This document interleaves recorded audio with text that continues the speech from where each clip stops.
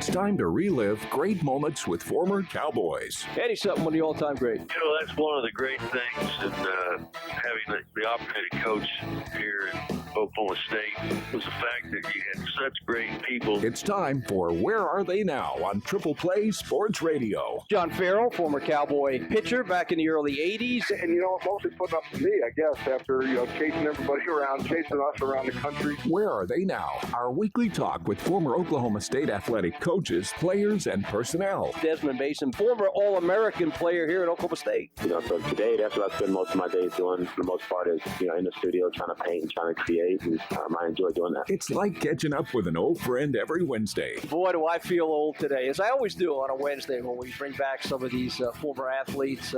We're talking with Houston. Sure did. Had a great time. That was of course, my mom and dad went to school there. My brother, Dickie, as you mentioned, went to school there. And, of course, we both met our wives right there in Stillwater, Oklahoma. Now your host, ready to take a stroll down memory lane, here is Tom Dirato.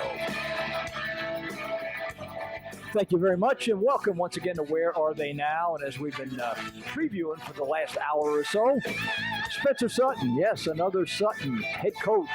We're going to talk to Spencer. Spencer's out there in Lubbock, Texas, where it's about 195 degrees today, probably.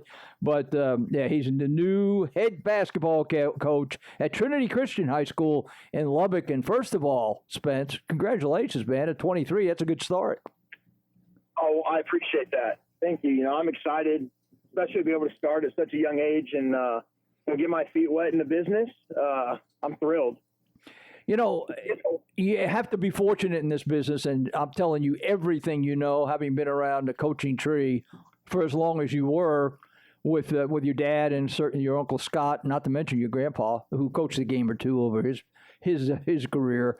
But, you have to be fortunate sometimes to be in the right spot to get something started. And you're fortunate that you were, because you were an assistant coach there at Trinity Christian last year and were elevated this year. Yeah, so, I signed on last year to, be the varsity assistant. And, I was excited just to be able to start coaching. I'd hoped that one day down the road I was going to be able to be a head coach. I hadn't decided whether I want to do high school, college, because my family's all been in college, with the exception of my grandpa when he coached at Tulsa Central. And, our coach ended up resigning this year to take another job. And, it just kind of ended up working out. The interview process was great. I was excited to be able to experience that. And it just went really well. I'm so thankful that they picked me. As you look at the way things transpired for you, and we ought to just jump into this right now. I know the answer, but I want you to tell the story. While you're in certainly a basketball family, to say the least, and a coaching family, to say the least, football almost pulled you away from the sport, right? Yeah, it did. So, I never really played football all the way up until my junior year of high school. My high school coaches, who I had a really good relationship with, finally convinced me to come out. And, I played a right guard my first year, and it was all right. I enjoyed, spending time with friends and competing on Friday nights. And, going into my senior year, I'd switched to a fullback kind of / tight end position, and I started loving it. It was so enjoyable for me. And, all of a sudden we're 1 week through the season and, my phone starts ringing and, I ended up playing only 4 games my senior year. I ended up tearing my ACL in our 4th game and, missed the whole rest of the season. And I'll be honest, had I not torn my ACL, football was probably the favorite, for me when I was trying to make my college decision. And you were pulled a little bit toward Miami at the time, where our good friend Zach Allen is the head coach. But I think he wanted you to be a football player there, did he? Yeah, he did. Actually, the crazy thing was I'd never really thought about junior college, especially for football. Mm-hmm. My whole life I'd grown up with the one goal of playing Division I basketball. And, all of a sudden they kind of started recruiting me. And the idea of junior college, kind of started to get into my head a little bit. And I started, really entertaining the idea. And, at the time they had the number 1 junior college tight end in the country. And he said that, we got a lot of great people that are going to come watch him play. You'll be on the field with him. They'll get to watch you. And, when I came down to making my college decision, it really was between Oral Roberts and, NEO Junior College. That's probably part of the story a lot of people don't know. And I'm assuming the tie of having your dad and your uncle there at Oral Roberts, I mean, that plus your love for basketball was the thing that kind of brought you to him, didn't it?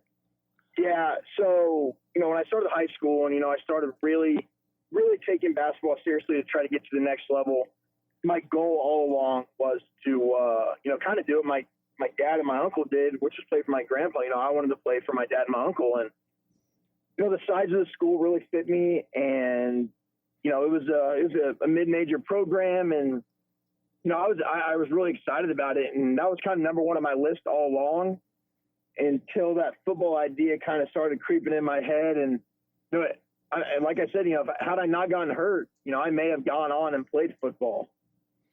That is an amazing backstory, if you will. You spent a couple of years at Oral Roberts, redshirt 1 year, played 1 year. And I know we're jumping around here, but I have to think when you guys came in here and toward the end of the game, you and Trey Reeves were on the court at the same time. Now, I don't know if that really registered to you because you were in the heat of the battle, so to speak, but what a moment for Oklahoma State fans to see you guys both out there. That game actually was so memorable for me for many reasons. One, I think we were down by 40 points.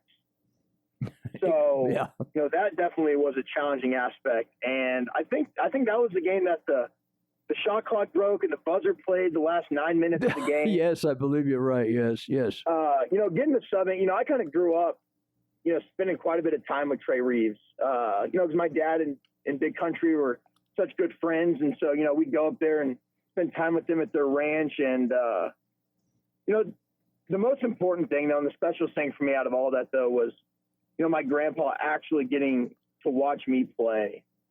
That was a huge check off my bucket list.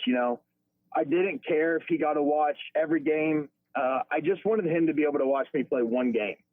And it just so happened to be the game that was on the court that was named after him. And I got to score, my first collegiate basket, in front of him on his court, in a program that he poured so much of his life into. And so, that was maybe the most special moment, of my college basketball career. We're looking up here as you speak and looking at some pictures of yourself, and we've got one where you were there with Eddie, and I'm guessing I know it is. It was an NCAA tournament. Might have been to the Final Four. I don't know. But he's sitting there with his arm around you. There are so many pictures floating around the Sutton family, I'm sure, that you could look at. But what are your earliest recollections of being around your grandpa in basketball and the special relationship you had? My memory of, their time at Oklahoma State really starts that Final Four year in 2004. I think I was 7 or 8 years old. And, my grandpa, my family is so family oriented. And it was so important that, we all got to go on these trips, so we got to experience them. And, I was that kid that I wanted to be in the locker room before and after games. I wanted to be at practice. I wanted to go to shoot around. I remember because, he was so inviting about the whole situation too. If I wanted to go to shoot around, he'd encourage it. And I think being able to experience basketball at that young of an age, at that high of a level is kind of what made me begin to love the game and become so passionate about it. That Final Four year was unbelievable. John Lucas's shot, I'll never forget that. And then I remember the next year we went to that Sweet 16 and lost to Arizona. And, those were just unbelievable memories for me, just to kind of start, planting that basketball seed and that coaching seed in my head. I can recall so many afternoons at practice, little Spencer was out there and occasionally getting in the way in the flow of things. But your grandpa, I'm telling you, we used to tell grandkid stories when he and I were running together here. And he loves his grandkids. I mean, he just adores his grandkids to this day. But I would say Spencer got away with a little bit more when you were in the way and you had the ball in your hands and you weren't paying attention and maybe you were making it a bit too noisy. You were a little too noisy for the actual practice session. He kind of overlooked Spencer on occasion. Not that he got on you a bit, but you had your run of the place. I think that maybe he kind of overlooked some things, maybe because I think he loved that I wanted to be there all the time. Mm-hmm. I can remember drills where, Ren Baker had to run across the court to scoop me up because they were in transition and about to run me over. And, I remember the game. I don't remember who we played, but I remember my dad and my grandpa looked over at the student section, and there I was crowd surfing on top of all the students. Oh, man. And I had to be in third grade maybe, and I remember, they sent, one of the officers over to get me down, and I don't know, there's so many great memories, and I try to hold on to all of them as long as I can, and I'm thankful that I had a grandpa that wanted us to be around as much as he did. I've seen you guys grow up, you and your brothers, Hunter, and of course. Sean Parker, and we'll talk about Sean Parker here in a bit, and Hunter as well. But I've seen you guys grow up, and it makes me feel proud to know that you guys have gone on to be successful. Pick us up to date a little bit now. Hunter's got a very important role because he's there caring for your grandpa basically on a daily basis. What's he been doing up till then, though? Well, so actually, he's been taking care of my grandpa for. Oh man, I want to say close to 5 years. Yeah, man, those times gone by. That could be wrong, but I think it's been quite a while, and it's a really important role. And like you said, my grandpa loves his grandkids, and he loves getting to spend that time with Hunter. And that's 12 hours out of his day that he just gets to spend time with his grandkid, mm-hmm. and he loves doing that. And I think Hunter. Really love spending that time with my grandpa, and it's just a good deal for both of them. And your younger brother, of course, ironically, or maybe not ironically, you'll be coaching him there this year, I guess, at Trinity Christian. He's a junior now? You told me.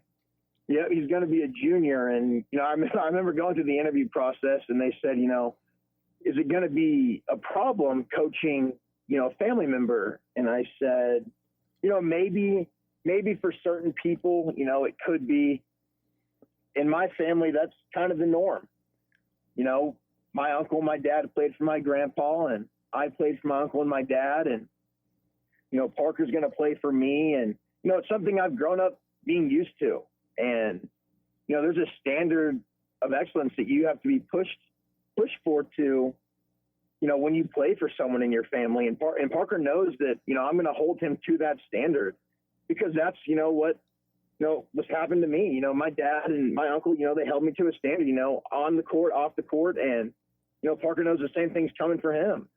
Were there times when you were playing for Sean and Scott at Oral Roberts that you felt like maybe they expected maybe more of you than anybody else because, Sean went through that over here when he played for your dad here. I think to some extent that was probably true only because Eddie knew exactly what Sean was capable of. Did you feel the same thing over there at Oral Roberts? I loved that year playing for them. And, I knew that I wasn't as physically gifted as some of my teammates. But I knew that the role that I played was impactful to the team. And I knew every day that I had to go out there and I had to be the toughest person on the floor. And I had to handle my responsibilities off the court and not bring added distraction to the team. And for the most part, that went really well. I don't remember, ever really getting even really yelled at or anything like that, during practice. I think my dad probably got mad at me a couple times. I think I turned down a charge one day in practice, and he definitely had something to say about it. I could imagine that. Yes, I could imagine. As you would expect. So, no, it was great. It was that was my favorite year of basketball that I'd ever played. And, I redshirted it, and I didn't mind because I just loved playing the game of basketball, with them coaching me. Take us behind the scenes. Who told your grandpa, and maybe it was you, that you had gotten this job as the head coach there at Trinity Christian? Who relayed that to your grandpa? And we're going to get into the obvious question I've done with Scott and Sean here, especially when he was inducted into the Hall of Fame. Do we know how much he processed what he heard? But who told him initially you're going to be the head coach? So my dad actually told him. My dad was just with him, this last weekend. Okay. And, okay. He told him, and I want to be optimistic, and I want to believe that, he really does understand everything. And I want to believe that, when the Hall of Fame called, I really want him to feel the excitement, to understand, that everything happened for him. And, that's kind of what I wanted him to feel, when he found out I was a head coach. And I don't know exactly, how that worked for him, but I like to believe, the most positive way that I can. Well, darn well, in whatever form that we're talking about, he's as proud as he could possibly be. Now, he might have a word or two for you in terms of what to expect as a coach, as he did your dad. He certainly probably did with Scott. But he was so proud of them as well. Not that they're just following in his footsteps, because that's not what we're talking about. But they went ahead and did what they wanted to do and were successful in doing it. Absolutely. They followed down the same career path as him. And, they both went, different routes in getting, to that head coaching position and, maintaining the coaching career, that they both still have. And like you said, they're both unbelievable at their jobs. And, if I could ever play for two people, those would be the two people I'd want to play for. And, I'm so, thankful to have a family, like we do that, really can just talk about basketball for hours and, enjoy the conversation. And, I'm thankful, that my uncle gave me the opportunity to play at ORU for him. And I learned so much playing for him. And, I have such a great relationship with him, as well as my dad, obviously, because the real goal really was to play for my dad, because I wanted to follow the same path that he did. How proud will you be? Now, I'm sure he's been at your games when you were an assistant, but there's a little difference in being the assistant and being the head coach. How proud will you be when Sean and Trina, and even Sean Parker, who's going to be there anyway, when they're there at that first game that you're coaching? What a special moment that's going to be for your family. It's going to be awesome, to be able to, watch the first game of like everyone says, the third generation head coach in our family. And, I know when the game's over, my dad's going to say, what about this or why not this? And I invite that. I want to get better. I want to be, mentored, by someone like him that's been around the game for so long and been at the highest level. And I'm just excited for, I love to learn, more and more and more as much as I can. And, I know that he's always going to try to keep teaching me and keep helping me become a better coach. I've asked your dad, your uncle, and your grandpa and I had many a discussion on and off the air about this very thing over the years, over the decades. Did you feel any, or do you feel any, and pressure is probably not the word, it's probably more of a, is an obligation to do the best you can because of your last name. But did that enter into it when you were interviewing for the job? No, the thing is I've been able and fortunate enough to grow up around, not just great coaches in my family, but, great coaching staffs as well. Mm-hmm. And I do feel confident in my ability to coach. And I do know that I am, young and I have a lot more to learn, but I still feel very confident because I was able to be around, the best staffs in the country at the highest level, usually you can play. And yes, I'm sure there's some things that I do not know, and I'm excited to learn more about those things. At your young age, and you're looking at 23, and it's hard for me to say that, 23, my goodness, because I'm still looking at the picture up there on the computer screen where you just, I don't know, you might not have been 5 or 6 there. I don't know. Yeah, the ball looked bigger than you in the picture, so that shows you how far back we're going. But I still see you in those days.